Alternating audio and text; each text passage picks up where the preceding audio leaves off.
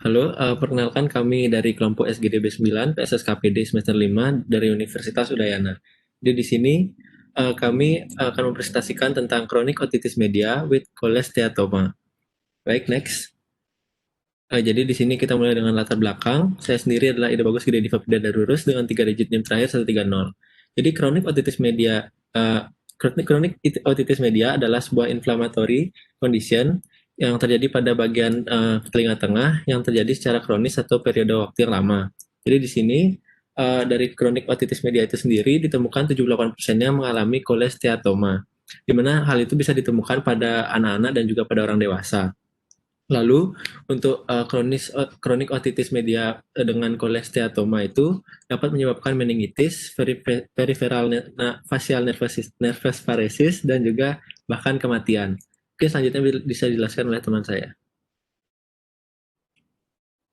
Baik, perkenalkan nama saya Gusti Pragata Putra dengan 3 digit terakhir 232. Jadi di sini saya menjelaskan definisi. Jadi untuk chronic media sendiri itu adalah masalah yang terjadi pada telinga tengah itu secara jangka panjang, biasa lebih dari 6 minggu. Baik itu seperti adanya perforasi pada gagang telinga yang tidak menyembuh ataupun bisa juga terjadi infeksi pada telinga tengah yang tidak terjadi resolusi ataupun terus terjadi kembali. Lalu chronic media ini jika berlangsung secara lama bisa menyebabkan cholesteatoma. Itu adalah pertumbuhan atau tumor yang terdiri dari sel-sel kulit dan juga debris di telinga tengah, yang dimana merupakan proses erosi dan juga menyebabkan kerusakan pada struktur pada telinga tengah yang nanti akan menyebabkan gangguan-gangguan yang akan dijelaskan lebih lanjut. Ini selanjutnya akan dijelaskan oleh teman saya.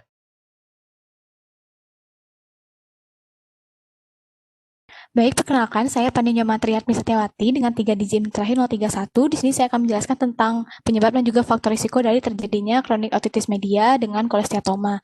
Jadi untuk kronik otitis media sendiri, penyebab yang paling sering itu adalah adanya riwayat acute otitis media sebelumnya. Setelah itu juga ada riwayat keluarga, di mana riwayat keluarga ini nantinya berhubungan dengan kelainan kongenital yang mungkin dialami oleh anak-anak, yaitu berupa kelainan pada palatumnya, yang nantinya akan mempengaruhi dari saluran eustachiusnya. Kemudian juga ada infeksi dari saluran pernapasan atas yang sering, dan selain itu juga pada negara-negara berkembang itu faktor risiko yang sering adalah kondisi sosioekonomi yang tidak baik. Kemudian untuk yang cholesteatoma sendiri, faktor risikonya adalah insersi dari tympanostomy tube dan juga deep retraction pockets. Mungkin sekian dari saya, akan dilanjutkan oleh teman saya. Terima kasih.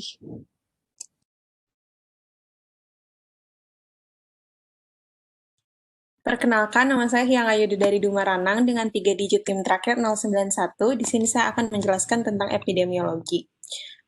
Otitis media kronis ini memiliki prevalensi 65 hingga 330 juta orang, dan sekitar 39 hingga 200 juta dari pasien ini memiliki gangguan pendengaran yang signifikan secara klinis.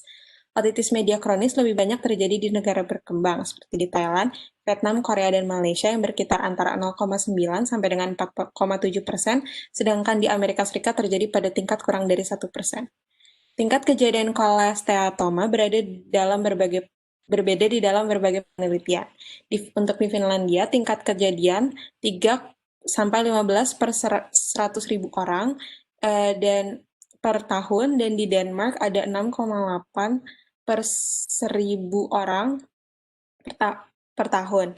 Di kota Fukuoka, Jepang, kejadian tahunan adalah 6,8 sampai 10 dari 100.000 populasi termasuk kasus tanpa operasi. Sekian dari saya, selanjutnya akan dilanjutkan oleh teman saya. Selanjutnya, di sini saya Anggeleri Julia Yusuf dengan 3 digit terakhir 097. Di sini saya akan menjelaskan patofisiologi dari kronik otitis media dengan cholesteatoma.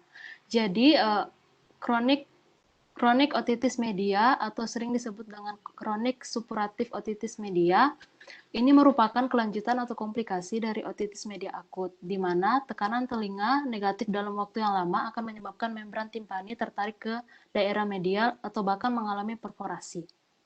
Kemudian, retraction pocket yang terjebak di belakang membran timpani akan menginduksi perubahan inflamasi. Kemudian, kantung berlapis epitel akan menumpuk puing-puing squamosa berkeratin yang akan membentuk cholesteatoma primer. Selanjutnya, infeksi yang terus-menerus berlangsung akan menyebabkan inflamasi yang lebih parah pada telinga bagian tengah. sebagai respon dari sebagai respon dari infeksi tersebut akan ada pembentukan jaringan granulasi. Kemudian jaringan granulasi ini akan terus berkembang hingga melewati telinga bagian tengah, bahkan sampai masuk ke telinga bagian dalam. Kemudian akan mengalami desquamasi dan akan menumpukan puing-puing epitel squamous yang berkeratin sehingga menghasilkan kolesteatoma sekundari. Selanjutnya akan dijelaskan oleh teman saya. Baik, terima kasih. Perkenalkan saya Ade Sugandi, 3 digit terakhir 168. Di sini akan menjelaskan sign and symptoms, di mana tanda dan gejala pada pasien ini sangat bervariasi, mulai dari tingkat yang sangat rendah dan sangat parah. Yang pertama itu ada otorea, yaitu keluarnya cairan pada telinga. Yang kedua itu ada mastoiditis, yaitu inflamasi pada mastoid. Selanjutnya ada tenderness, itu ada nyeri tekan. Kemudian ada redness behind the ear, jadi ada kemerahan di bagian belakang telinga. Dan juga ada pembengkakan. Kemudian tingkat parah lebih lanjut, ada facial nerve injury atau facial weakness, kemudian bisa menyebabkan dizziness pada pasien, dan juga nyeri yang sangat hebat. Lalu bisa juga terjadi confusion, demam, dan juga nyeri kepala pada pasien. Cukup dari saya, bisa dilanjut. Baik, selanjutnya akan saya lanjutkan. Perkenalkan, saya ini Putu Mira Karla Dewi dengan 3 digit IN terakhir 148. Jadi diagnosis ini ditegakkan biasanya secara klinis berdasarkan kombinasi gejala seperti sakit telinga dan berkurangnya pendengaran, dan pengamatan langsung dari gendang telinga yang meradang dengan cairan di belakangnya. Saat anamnesis, kita perlu menanyakan mengenai riwayat infeksi telinga pada pasien, perawatan yang sedang digunakan atau dilakukan, dan operasi telinga sebelumnya. Selain itu, kita juga harus bertanya tentang obat apa aja yang diminum untuk mengatasi masalah telinga seperti jenisnya, dosisnya, dan lama pengobatannya. Selain anamnesis, juga kita perlu melakukan pemeriksaan fisik dengan menggunakan otoskop untuk melihat adanya otore disertai dengan membran tipani yang berlubang. Dan juga kita dapat mengambil sampel cairan drainase untuk diperiksa di laboratorium.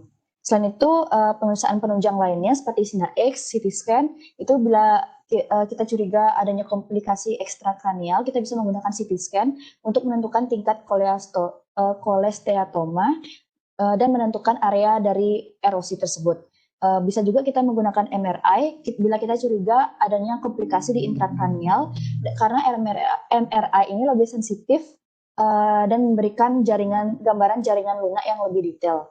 Selain itu juga audiogram juga kita bisa gunakan untuk bila kita curiga terdapat gangguan pendengaran. Bisa kita gunakan untuk menentukan jenis dan derajat dari gangguan pendengaran tersebut. Mungkin sekian dari diagnosis, dilanjutkan oleh teman saya. Baik, saya akan melanjutkan mengenai diferensial diagnosis. Perkenalkan, saya Ananda Aprilia Setiawan dengan 3 digit NIM terakhir 089. Ada beberapa diagnosis banding dari otitis media kronik dengan kolesteatoma. Yang pertama adalah otitis media kronik non-infeksi, yaitu adanya lubang pada membran timpani tanpa adanya infeksi atau cairan pada telinga tengah. Kondisi ini bisa saja tidak terdiagnosis karena telinga bisa saja tetap stabil pada beberapa tahun. Yang kedua adalah otitis media supuratif kronik, yaitu adanya lubang pada membran timpani disertai dengan infeksi dan cairan keruh dan berbau busuk. Selanjutnya, yang ketiga adalah otitis media akut, yaitu otitis media dengan onset kurang dari 3 minggu. Biasanya kondisi ini ditemukan pada anak-anak dengan umur 6-24 bulan. Yang keempat adalah malignan otitis eksterna, yaitu infeksi dari eksternal akustik meatus yang menjalar ke temporal bone. Organisme utama pada penyebab kondisi ini adalah Pseudomonas aeruginosa. Biasanya ditemukan pada orang tua dengan diabetes. Yang terakhir adalah otitis media dengan efusi, yang ditandai dengan adanya efusi non-purulen pada telinga tengah. Cairan pada kondisi ini adalah cairan bening yang berupa mukoid atau serus. Sekian dari saya, mungkin dilanjutkan oleh teman saya. Baik, selanjutnya perkenalkan nama saya Eko Manusiasa dengan 3 digit terakhir 054. Di sini saya akan menunjukkan presentasi mengenai manajemen. Jadi pada pasien kronik otitis media disertai dengan kolesteatoma itu memerlukan penanganan dengan operasi berupa mastoidektomi dan timpanoplasti. Mastoidektomi fokus pada pengangkatan dari kolesteatomanya, sedangkan untuk timpanoplasti itu berfokus untuk pada penanganan kronik otitis media, dan perbaikan dari fungsi pendengaran pasien. Sekian dari saya, selanjutnya akan dilanjutkan oleh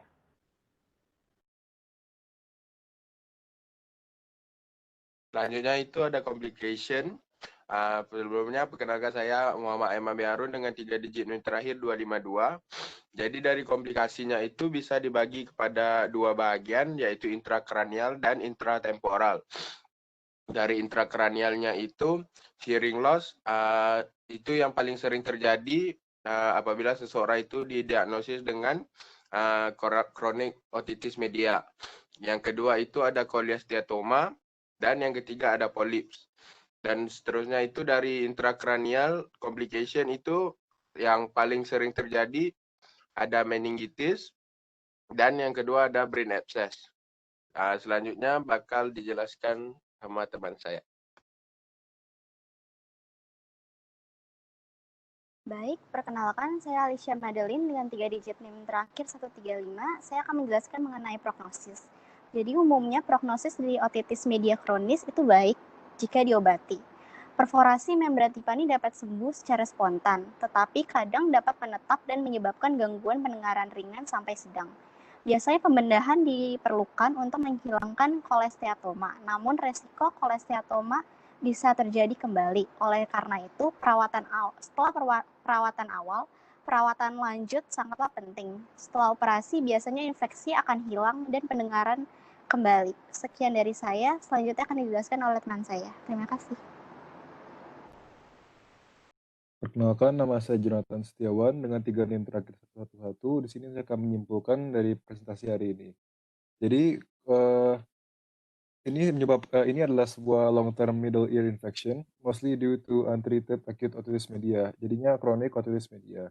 Dan biasanya terjumpa juga oleh cholesteatoma yang mengakibatkan inflamasi dan menyebabkan formasi granulation tissue yang menyebar kepada middle dan inner ear.